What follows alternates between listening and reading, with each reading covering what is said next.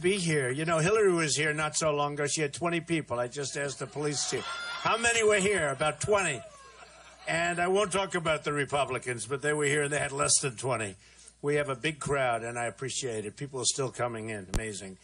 So we had a big day yesterday. Yesterday was amazing in every way.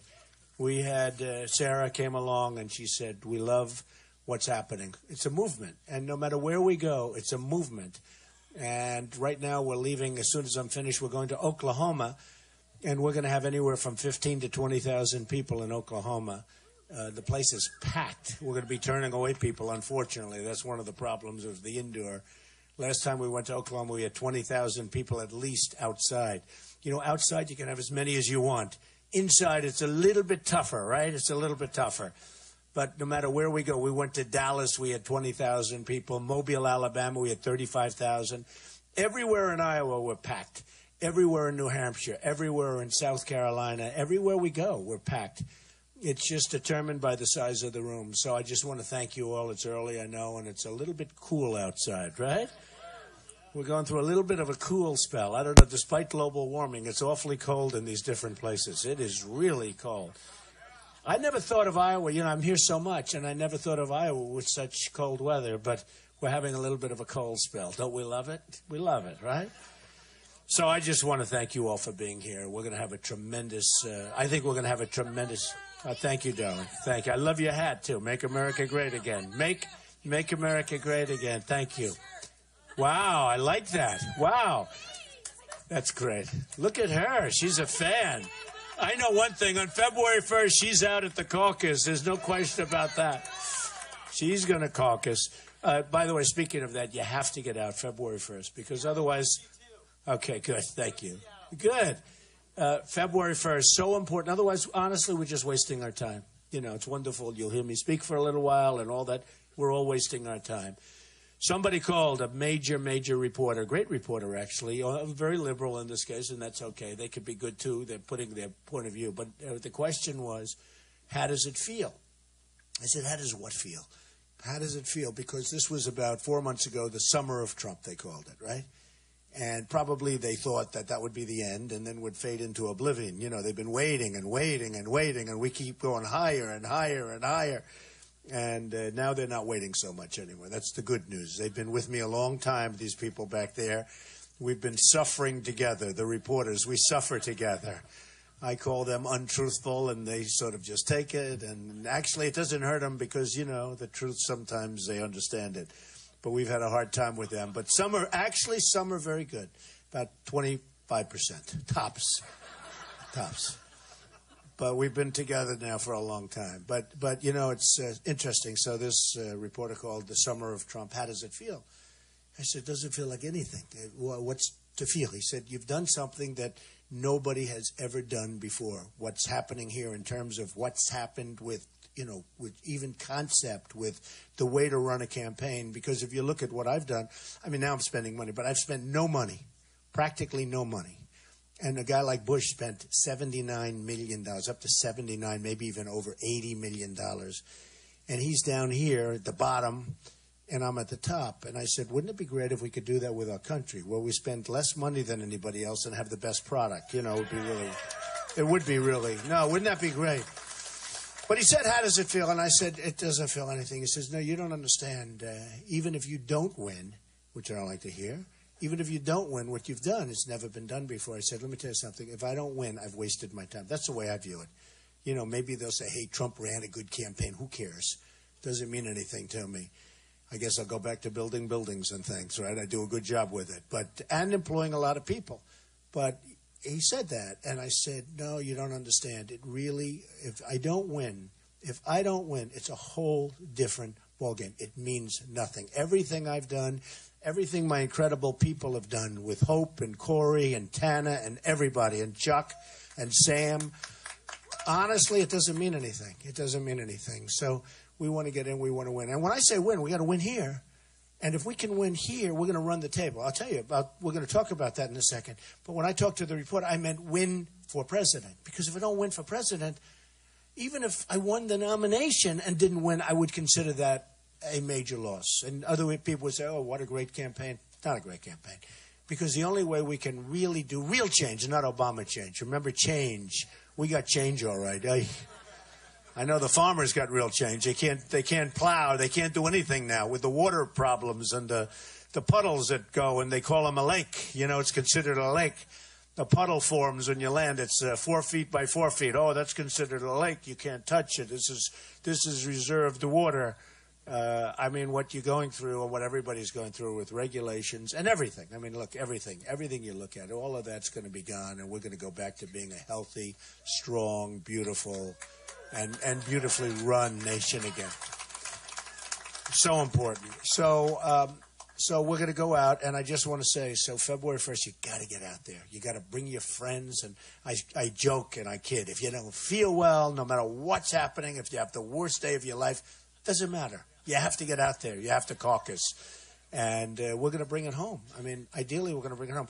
I'll tell you how important Iowa is, though. And I've been saying this more and more as we get to the finish line. Can you believe we're almost at the finish line? February 1st, the big day. You start it all. But I've been saying it more and more. If we can win Iowa, which is, by the way, the only state in the union where I'm close. Everyone else, Florida just came down a little while ago. It was on Morning Joe and the different newscasts. Just came down a little while ago. And 48% in Florida. And you have a sitting senator, and he was at, I think, 11 or 12. And you have a governor, a former governor, Bush, who spends a lot of money. Bush, and he was less than that. I mean, it's amazing. And people couldn't believe it. They said there must be a mistake. 48%. Florida's a very big, very important state. Not only in terms of this. Somebody's from Florida over there. Somebody loves Florida. But I love Florida. And I have a lot of investment in Florida, big investments in Florida. I employ thousands of people in Florida. But Florida is a special place, but very big, very powerful, and very important in terms of the process. And I have this massive lead in Florida that everybody was saying, whoa, that has to be. They actually thought it was a mistake when it went up. They thought the poll was a mistake. 48. So, and I'm doing great all over. If we can do well in Iowa, we're going to run the table. If not, then I have to go and we got to win New Hampshire. Now, New Hampshire has been really strong. But they say bad psychological things happen if you lose. Okay? And they're really putting more pressure on because they're saying, especially if Trump loses, because he always talks about winning. And if he loses Iowa, that would be a terrible thing, the press. And so I don't know what the impact is, but I can tell you this. I think we're going to win. It's probably our closest state. And I think we're going to win Iowa. And it would be a lot easier if I said, no, I just want to do well. Good luck, everybody, on the first. If you're busy or something, don't bother. You got to go out and caucus. Because if you can win, and if we can win together, if we can win Iowa, the signal, it's all, look, I'm not going to say anything's over, and even the biggest pundits, even the worst liars, and, some guys that said we're never going to run, and even if he run, he's just going to have a good time. Not a good time. I mean, I love you people, but I could be someplace else right now, okay? I could be very happy being someplace else. But if we, and they say it, if we win Iowa, we're going to run the table. We may not lose a state because it's just going to feed. Iowa is very important. And one other thing with Iowa, there's a lot of talk about moving Iowa to the middle of the pack or even the back of the pack. Not going to happen if I get elected. Won't happen. There's an incredible tradition. I've developed so many friends. I've been here for a lot. I've come a lot, and I'm going to be here all next week. You're going to be so sick of me. You're going to get sick. You're going to say, get the hell out of here, Trump. Don't worry about it. You're going to win. We don't want to take any chances. One of the reasons I said that I spent very little money, but now I'm spending money for two reasons. Number one, I feel guilty because I'm like $35 million, $38 million under budget. I was going to spend a lot of money, but I've had so much airtime I haven't had to spend any money. So it's sort of interesting. No, it's true. They give me so much television airtime. I'm on all the time. Can you imagine? They have this report, all on Trump. Then they have a commercial. Now if I have a Trump commercial, then they go back to Trump. The whole show plus the commercials. I say, if I put commercials on, they're going to OD on Trump. It's no good. It's no good. So anyway, but we're going to put them on now because I feel guilty. I really do. I haven't run commercials. And so I just started. Some good ones, I think. Who knows? But we have a couple of commercials going up. A lot of money. And the other reason is I'm so far under budget, I really feel I don't want to take a chance. Does that make sense? In other words, I feel confident. The polls are all saying we're leading nationwide by a tremendous amount. I don't want to take a chance. I don't want to be cute. Oh, I don't have to spend. I don't have to spend. So I'm not taking a chance. So we're spending some good money. You're going to see some good commercials going up very shortly. In fact, they're already up in Iowa. Some of you have probably seen them. Are they good? I think pretty good, right? I think they're pretty good. So Iowa is so important because by doing that, we're sending a signal. And that's why I want to win it. I don't want to lose by 2 votes where they say, well, Trump came in second, and that's okay. Winning would be so incredible. Look at these people. They don't stop. No matter where you go. No matter where you go, they don't stop. Would you like me to stand up against them? No matter. It doesn't matter. I can't lose them. Look at them, the paparazzi. Look at them. I don't even know what the hell they do with all the pictures. They're taking pictures all day long. Then you see one picture in a newspaper. You say, all that work for one picture? Anyway, but they're good. They're very good. Hey, look, we're all doing our thing, right? They're doing their thing. We're all doing our thing. But the one thing we all have in common, including them, by the way, is we want to make America great again. We really do. We really do. The polls that have come out, and I love talking about polls. It's my favorite subject, actually, as long as I'm number one. If I was number two, and I always get killed on the polls because the other candidates come up to me. Why do you always mention polls? Because I'm number one. And if you were number one, you'd be mentioning them too. But I think I brought polls to a whole new art and a whole new level. I don't think other people, even if they were number one, used to talk about them. But I'm different. I'm a little bit different. I talk about them because when you're number one, you talk about them. Okay, ready? So we have a new poll came out, NBC News National, 38 for Trump. Second place is Cruz in this one, 21, 38-21. And third is Rubio at 11. In South Carolina, we're way, way, way, way above everybody. I mean, it's been incredible. Reuters has us at 41%. Gravis has us at 41%. Wow. Florida, I just told you, just the one that just came out has us at 48%. Georgia, we're in the mid-30s and probably the low 40s because I saw one. In Connecticut, we're at 35%, meaning we're at 35. Other guys are at 12 and 10 and 8 and 2 and nothing. Some guys are at nothing. And I see them on television. Yes, we'll never leave the race. You know they're leaving the race right away, right?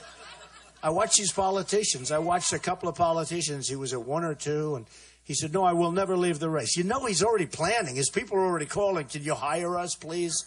And it's they're politicians. That's what they do. They talk. All talk, no action. And that's what we don't need, That's what we don't need. In Iowa, we have a great CNN poll. I told the other day, I said, why don't they ever use the CNN poll? Even CNN doesn't use the CNN poll because it's too good. Trump 33, Cruz is second at 20. So I'm up by 13 points. Nobody ever uses it. So CNN reports and they show other people's polls where it's closer. I say, could I ask you? And by the way, they spent a lot of money on this poll. And I think their poll is probably better. And I think it's more indicative. I think we might even be better than that. I said, why are you not using the poll that says 33-20? Why are you using one that says 21-20 and this and that? And they have no answer. You can't answer. You know what the answer is. It's really unfair stuff. It's called Welcome to the World of Trump, or Welcome to the World of being a conservative Republican, or Welcome to whatever world it is. But here they are. They pay for their own poll, and they don't put it up. So it's a little bit unfair, but these are minor details, folks. I want to just so the polls are looking good, and everything's looking good, and it's so important. And I stayed here last night, and I actually had good steak. You have good steak, and I've always heard that, I had good steak last night. I mean, you should have. If you don't have good steak, who's going to have good steak? If they don't have good steak in Iowa, we have some problems, right? But you do, and it was great. I want to just say, though, and I said it a little, and I alluded to it. Sarah mentioned it yesterday. Sarah Palin came in, and she was so great. She was so great yesterday, and so popular, and amazing, actually. And everybody wanted her endorsement. And she just saw what was happening. She said, you've got a movement. This is a movement going on. This is beyond what a normal situation is. And seriously, I mean, they were telling me when some of these other candidates, they'd have like 9 people and 20 people come in. And even for Hillary, she had very, very few people coming in.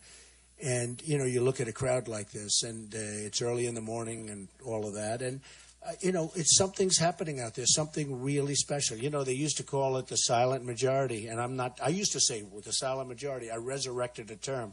Some people didn't like that term because it was associated with Nixon or it was associated with something.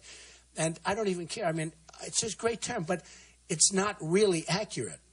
because the accurate is the noisy majority. We're really, I mean, you have to see these people. They go crazy. We go into stadiums, and they want to rip down the stadium sometimes. It's amazing, and it's really become the noisy majority, and that's what we have. We have an amazing group of people that want to just see this country get great and be strong and be smart and not be ripped off with trade and not be ripped off with so many different things. I mean, you look at China, $505 billion. We have a trade deficit, a deficit. What they get, what we get. $505 billion a year. This isn't like in 20 years. This is a year. It goes on.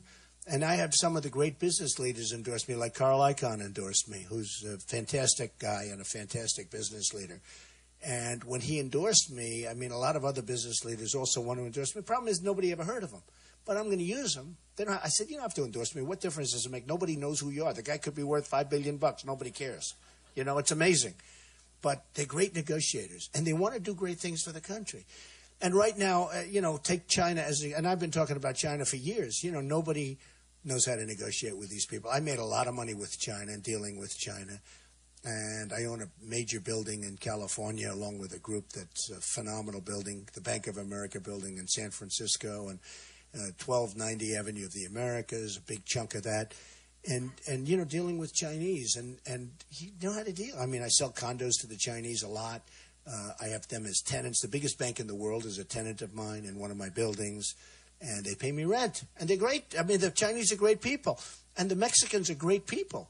But their leaders are too smart for our leaders. They're too cunning. They're cunning. They're smart. They toy with us like we're a bunch of dopes. They toy with us. They think everybody's like Obama. They toy. No, it's true. No, it's true. I mean, they toy with us. And that won't happen anymore, folks. That won't happen. It's not going to happen. No, it's disgusting when you see the trade deficits that we have with Mexico. Every one of these politicians come up, you won't be able to build a wall. Why? Explain to me why. Well, who's going to? I said, number one, the wall's going to be paid for by Mexico. Correct. He knows. This guy knows. It's going to be paid for by Mexico. So the politicians come up and say, why do you always say that? You know, the guys that I'm negotiating, the guys that I'm dealing with. How good did I do in the debate last time? Good? Well, I've never done this stuff before. But they all said I won the debate. Even the people that hate me back there. Even the pundits. Every debate I've won with the polls. They do the polls. Drudge, who's an amazing guy, by the way. You have Drudge, and you have all these different polls. Time Magazine, and Slate, and PBS. And I win, almost all of them and on the debate. And I'll get 40%, 50, 60, even 70%. Who won the debate? It's a lot when you have 14, 15 people up there and you get 70%. But I get a lot, and I've done well. But this last debate, for some reason, even the pundits finally broke down and they said Trump won. It's nice, okay? Took them a while. And now we have another debate coming up. I hope I get treated fairly. Some people on that debate stage that I don't know if they'll treat me fairly, but we'll see. But I hope they won't. I don't think they will either, frankly. No, we have some people up there that we're going to find out whether or not they treat fairly. I'll be prepared. Believe me, I'll be prepared. But we're going to find out. And I think it's important for them as professionals that they treat me fairly. I don't want to be treated any better, but I have to be treated fairly. I thought I was not treated fairly in a couple of instances. But nevertheless, we came out fine. We came out really good. Sort of interesting, after the debates, the poll goes up. My big polls go up. After the last debate, my poll went up 11 points. Now, I also brought up some pretty big security measures, in all fairness, so maybe that had to do with it. You know what I'm talking about. But that was important. And now we have a dialogue going. The world is having a dialogue because of what I brought up. Radical Islamic terrorism, we mention it. And the world is in dialogue now. The world is talking about it. We have a president who won't mention the terms. I mean, he won't mention what's going on. When a building is blown up, when people are killed in Paris, when people are killed in California, when 5 great soldiers are killed because they're told to stand down with their guns, to take their guns off and put them 100 yards away and lock them up, and then they go and have coffee in a whack job. When they see gun-free zone, these wackos, they're just wackos. When they see gun-free zone, that's like holding candy for a baby, okay? Gun-free zone. By the way, I'm going to protect your Second Amendment 100%. 100%. If we had guns in California, or even, take a look at Paris, the toughest gun laws in the world. The toughest, they say, in the world. Paris, you can't have a gun in Paris. Unless you're a bad guy, you put a gun in your pocket, you have a gun, all right? But you can't have a gun in Paris. In France, the toughest gun laws. So you had these guys, these thugs. The press, the name the press called them, right? We don't call them that anymore. We call them the guy with the dirty hat. These are stupid people. And these are disgusting people, right? These are disgusting. They called him the mastermind, the leader, the mastermind. And I took the press to task. I haven't heard it. I must have been hitting them so hard about it because, they're radicalizing our children. They're using the internet better than us, and we're the people that invented, the land that invented the internet, and they're using it better than us. They're radicalizing our children online. And they're going around the press calling them mastermind, the mastermind, this and that. And I'm saying to myself, why are they calling him mastermind? Why would anybody call him mastermind? You're building him up. You're building up the image, Robin Hood. You're building up the image. And I'll tell you what, honestly, the press has pretty much stopped. It's been very interesting. The press has very much stopped. How come you're aiming those cameras over there? What's over there? Just curious. Huh? Why are you aiming over there? Huh? Oh, okay, cutaways, okay. Cutaways. First time I've ever seen that happen. Now I'm trying to figure. You know my story, right? They never aimed the camera at the rooms. I'm in a stadium with 20,000 people. My wife keeps saying, but you don't know. I mean, how many people? I said like 20,000 with the Mavericks. The Dallas Mavericks play 20,000. She had no idea because they never do cutaways. Now he does a cutaway, and he's aiming in that little corner in the back of the room. I can imagine. Why did you do a cutaway over there? Just out of curiosity. He can't tell you. Yeah, he can't tell you. I can tell you why. I tell you, these people are the worst. They are the worst. They're disgusting. They're disgusting people. So anyway, isn't it really terrible, though? It's really terrible. And the one thing that's never, I'll call them out. Other people, they just sit there, they don't call anybody out. But we call them out. They're really dishonest people. Really, really dishonest and disgusting people. So we're out there, and I will tell you, we will do things that nobody else can do. And when they say, but Mexico can't pay for the wall, I say, of course they can. We have a trade deficit with Mexico that's unbelievably big, humongous. It's a humongous number. It's billions and billions of dollars, far more than what we're talking about for the wall. The wall's peanuts compared to that. But they don't understand that because they're politicians. They're not business people. Mexico will pay for the wall, okay? One way or the other. There's 5 different ways they can pay. One of those 5 or all of them will take, we will not be paying for that wall. But the wall's going to be built fast. And we're going to be getting some people. A lot of the gangs, you look at Los Angeles and some of these places, they have gangs where they're made up of illegal immigrants, okay? They're made up of illegal immigrants. Mexico doesn't want them. So they send them to us because we take everybody. We're so brilliant. We're so wonderful. We take everybody. Even the anchor baby stuff. A woman's pregnant. She walks onto the land. She has the baby here. We take care of the baby now. Becomes a person. And, grows up and beautiful. And the baby's here. Beautiful baby. Now we take care of the baby for 85 years, okay? It doesn't read that way. And remember when I first came out and said that? I turned out to be right because the legal scholars say, you're right. You can't come over illegally, have a baby, and we're supposed to take care of it. I mean, if anything else, I've proven that. Now, somebody will challenge it. Somebody will go to court. But that's the way it reads. You may need a raise of the hands of Congress, but they were all saying you need a major constitutional amendment, which would take forever to get. And all those things are like impossible to get because of the process. I said, wait a minute, you don't need a constitutional amendment. You can't come in, have a baby, and then the baby, we're supposed to take care of that baby for the rest, and the baby is like, you can't do anything. It's nonsense. Well, now the great legal scholars, the real legal scholars are saying, Trump is right, okay? Trump is right. And, and I'm very good. When it comes to the law, I've been through plenty of law. And, speaking of law, Ted, do we all like Ted Cruz? I like him. I think he's a nice guy. No, you don't like him? All right. He's fine. He's two-faced. A lot of people don't like him, frankly. But look, Ted Cruz has a problem. He's got a problem. He was born in Canada. He's a Canadian citizen until just recently, Canadian citizen, and he's running for president. And a lot of lawyers, and you've been seeing him on television, you've been reading about him in the papers, a lot of people are saying he's not allowed to run for president because he wasn't born on the land. You know, natural born citizen. There's a real question as to what that definition is. And some of the best lawyers in the country, some of the biggest lawyers, Lawrence Tribe of Harvard and others, say it's unsettled law. It's totally unsettled. And honestly, Ted has a problem because how can you have, let's say you have him as a candidate and he's running and then you find out you lose in court, you don't have a candidate all of a sudden. Or let's say even worse, let's say he wins and the courts say that he's not allowed to run. I mean, you got to find out. So you go for declaratory judgment, you go into the courts, but he actually has to go in to the courts. Now, I understand he was sued recently over the last couple of days. In fact, I understand there are 2 lawsuits out there. But there will be more. The Democrats will sue if they're going to run again. They're not going to sue now. They'll take their time. But at the right time, just as sure as you're standing here, sorry we couldn't give you seats, there's too many people, sorry about that.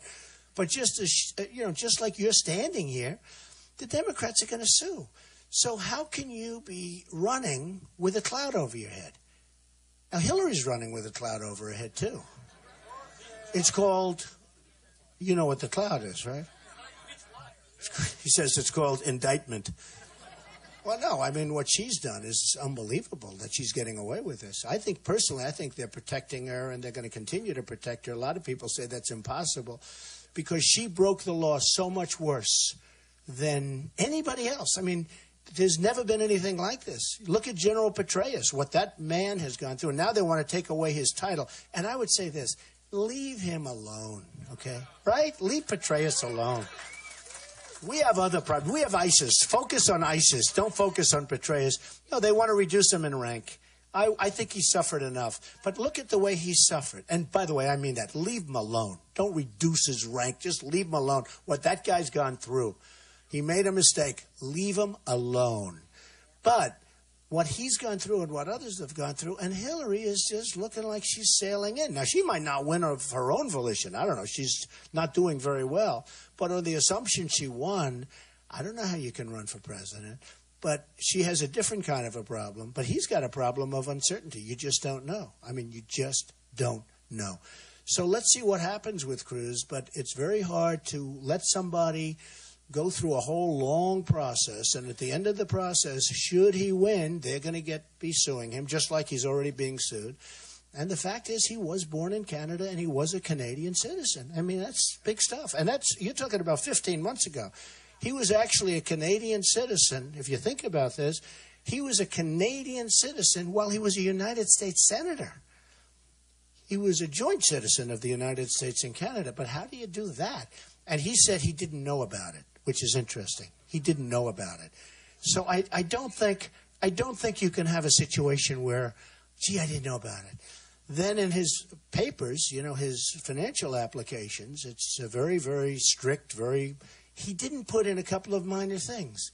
He said he was going to sell assets to run for the Senate and all of this. Well, that's not what he did.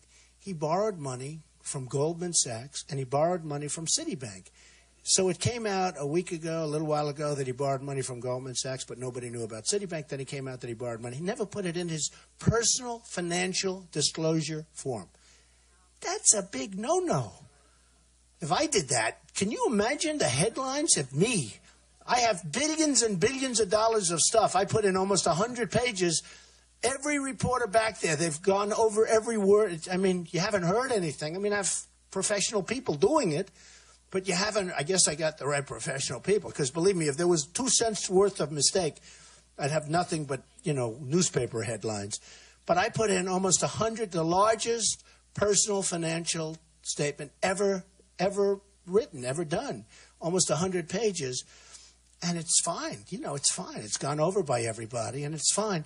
Here's a guy with 2 bank loans that we know of. But the problem is he didn't do it purposely, because what he wanted to do is say, I will protect you from Goldman Sachs. I will protect you from Citibank. And I will protect you for the banks, because I'm Robin Hood and I'm this wonderful senator and I'm going to protect you for these banks. And then he's borrowing from the banks. And by the way, he's got personal guarantees and he got low interest loans. Got low interest loans, so low interest. And now he's going to go after Goldman Sachs. Doesn't work that way. Goldman Sachs owns him. Remember that, folks. They own him. And what he did was wrong, because he didn't want you to know that he's dealing with banks, that he's borrowing money with banks, that he's personally guaranteeing loans with banks, because if he puts him down, then he's just like all the other guys. Okay? It's wrong. It's wrong. It's really wrong. And you can say what you want, but it's absolutely wrong. So he's got a double problem. He's got that problem because it was just revealed. And now everyone say, oh, I thought he was trying to protect us. Well, what's he going to do? Be rough on Goldman Sachs when he has a personal guarantee for like whatever the number was, $1 million? So I think you got to think about that. I think you got to think about that. Do you agree with it?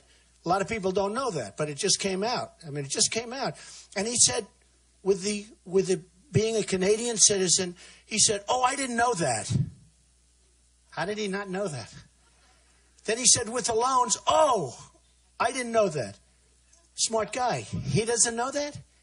Yeah, that's worse than Hillary when you think about it. So anyway, so I think we got to get a little bit, fair in here, because he says things about me that are so wrong. I mean, he says things, takes ads and says things about me that are so wrong. I mean, we have to disclose the real facts. And these are facts. These aren't like, oh, gee, this didn't. This is like he didn't put down on his personal financial disclosure form. Very strong, that signature on the bottom. You sign that, you got problems if you make mistakes. He didn't put down 2 big banks loaning him money because he didn't want you to see that, okay? That's a problem, okay? That's a problem. And I think when you go to caucus, you should think about that problem, okay? You should think about it. And the other thing, of course, is you have a great governor in this state. Terry Branstad came out yesterday and he said, you can't have Cruz. You can't have Cruz. And I understand what he's saying. I understand exactly what he's saying. And I think it has to do with more than ethanol. I think it has to do with maybe other things, too. It was a strong statement. You have a great governor. Here's the longest-serving governor in the history of the United States, as of a couple of months ago. And when I was with him, I really like him. I think he's smart, and he's amazing, and he loves the people of Iowa. I really like him. And he says he's not endorsing anybody, and I think that's great. But for him to come out with that statement, that was a big statement to come out with yesterday. Yesterday was a double. You had that statement, and you had Sarah Palin. That was a good day for Trump. But the governor's doing the right thing. He's a governor that's going to do the right thing. A lot of people do everything for politics. He doesn't do it for politics. He's beyond it. And he does what is the right thing. So he's an amazing guy, I can tell you that. So we've got to keep him elected for a long time to come, folks, right? We want to have him, let him double up his record. But it's an amazing record. Think of it. In the history of the United States, he's the longest-serving governor. The history of the United States, that's a lot. So we are going to do tremendous things. We're going to work hard on trade. I'm going to get the smartest, the best, the greatest people in the world. We're going to work really, really hard on trade. We're going to work really, really hard on everything. And when we work hard, we get it done. We're going to get the best people. We're going to make the best deals. I joke sometimes, we're going to win, and we're going to win again and again and again. And you're going to be begging me, please, Mr. Trump, please, President Trump, no more victories. We can't take any more victories. We can't take any more victories. Please, let's lose a couple of times. Please, I'll say, no, we're never going to lose. We're going to make America great again. And everyone goes crazy. We have fun with it. We have fun with it. But we are. We're going to win so much. We're going to win so much. We're going to get rid of Obamacare, and we're going to put something that's so much better. We're going to repeal it. We're going to replace it. We're going to get – I tell you what, there are so many better things that are out there. But your premiums are going up. You see what's happening, 25, 35, 45%. Your deductible is through the roof. You almost have to be dead to try and collect any of the deductible. That's become so high that, frankly, unless you need massive major surgery, you're out of business. It's ridiculous what's going on. And it's going to die in 17 anyway. They say by 17 it's going to be dead because the wrong people are, in terms of the people with the money aren't signing up. It's people without. And it just can't carry itself, and it's just a disaster. It's a basic disaster, so that's going to be gone. We are going to do so great with our military. We're going to make our military so big and so strong and so powerful. And by the way, that's so much less expensive than what we're doing now. Nobody's going to mess with us. Nobody. Nobody's going to mess with us. We're going to take care of our vets, and we're going to take care of them properly. Illegal immigrants are treated better in many cases than our vets. Our vets are treated horribly. They wait 6 days in a reception room before they can get care. We're going to take care of our vets, and a lot of that's management. It's not even the money. They pour money into it, but, the corruption in the Veterans Administration is legendary and massive. You see what's going on in Arizona and other places. It's absolutely disgraceful. One other thing that I think is important, and in Iowa in particular, for whatever reason they love this, I'm self-funding my own campaign, okay? I'm not having guys come up and give me millions and millions of dollars, and one guy wants insurance, and one guy wants something else, and one guy, he's in such and such a business, oil or gas or this or that. And, I'm self-funding. And I'll tell you what, I have turned down so much money that I actually feel foolish in many regards. My whole life has been to take, right? Take. I was greedy. I take. Now I'm going to be greedy for the United States. I'm going to take for the United States. I'm going to be greedy for our country. I'm going to take. We're not going to be the stupid people anymore. We're going to be the really smart people. And we're going to bring it back. We owe $19 trillion. $19 trillion. That's rapidly going up to 21 because of the ridiculous budget. You see the budget that was passed 2 weeks ago? We're funding everything. We're funding Obamacare. We're funding the Syrians coming in, which, by the way, not going to happen. That's not going to happen. The Syrians, not going to. We don't know who they are. We don't know who they are. We don't know where they come from. Some are ISIS, I think. I think it's going to be ISIS. 3-4 weeks ago, I wouldn't have said that. But now, if you look at what's happening with Denmark and Norway, if you look at what's happening with Germany, take a look at Germany. What a disaster that is. And I was on Time Magazine. By the way, get this week's Time Magazine. It's great. I'm on the cover. I like this week better than the last time. But this week's Time Magazine story is amazing. It tells you about the campaign, what's happened. It's amazing. And it's been an incredible story. But if you look at what's happening with the migration, and we're taking in people, we have no idea who they are. And law enforcement, I've spoken to many of them. I've watched them. I've read about it so much. And they say there's no way of saying where these people are from, what they represent, who they represent. This could be the greatest Trojan horse in history. This could be the real deal Trojan horse. And we want to take thousands and thousands, and don't believe the 10,000 number. Even in the debate, the previous debate, they talked about 65,000 people, okay? And you don't believe the numbers. They want to bring in tremendous. And very sadly, if they're Christian, they don't come in. Okay? If they're Christian, they don't come in. And before this whole mess, if you were in Syria 2, 3, 4 years ago, one of the top experts told me this on borders and on the military. This is a real guy that really understands what's going on. He said, Mr. Trump, first time I heard it, he said, if you're from Syria and if you're Muslim, it's very easy to come into the United States. One of the easier places. But if you're from Syria and if you're Christian, it's almost impossible to come into the United States. One of the hardest things to do. I never forgot it. That was 3 years ago, he told me, 3.5 years ago. I never forgot what he said. Because Christianity is under siege, folks. Whether you want to hear it or not, it's under siege. And we've got to reverse it. But if you were from Syria 3 years ago, 4 years ago, 3.5 years ago, you wanted to come into this country, if you were Christian, one of the hardest places on earth to come into the United States was a Syrian who happened to be Christian. Something wrong. And they're the ones that really needed the protection more than anybody else. It's all going to change. It's all going to change. We're going to use our heads. We're going to be fair. We're going to deal from the heart. We're going to deal from the brain. And we're going to make America great again. And I'm telling you, so important is on February 1st, you have to get out there and you have to show our stuff. Because otherwise, you've wasted your time. I've wasted my time. I won't even say wasted money. It's a lot of money. Who cares? I don't care about the money. I've wasted a lot of time, a lot of energy, a lot of effort. We have to do this for the good of the country because we can turn our country around And I always say, make America great again. And lately I've been adding, because I've seen the people, they're incredible people. Make America great again. We can make it greater. And I really mean this. I think we can make it greater than ever before. It's true. But if we go 4 more years, with Obama and maybe worse, between either of them. I mean, how about this guy, the socialist, Bernie Sanders? I mean, this guy's a total whack job. But if we go with either one of them, but let's assume it's Hillary. I mean, you know, let's assume. If we go with either of these two people, I'm not sure you ever come back from it. It's going to be an abyss that I'm not sure that you can ever bring it back. But we can make America greater than ever before. Thank you very much, everybody. Thank you. Thank you very much. Thank you.